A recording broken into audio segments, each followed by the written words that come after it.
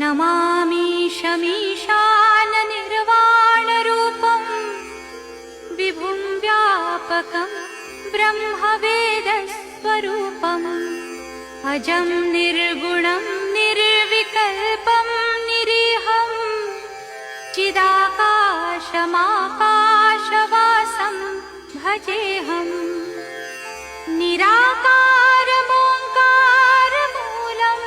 तुरीयं गिराज्ञानगोतीतमीशं गिरीशं करालं महाकाल कालं कृपालुं गुणागारसंसारपारं नतोऽहम् तुषाराद्रिसङ्काश गौरं गभीरं मनोभूतकोटिप्रभाश्री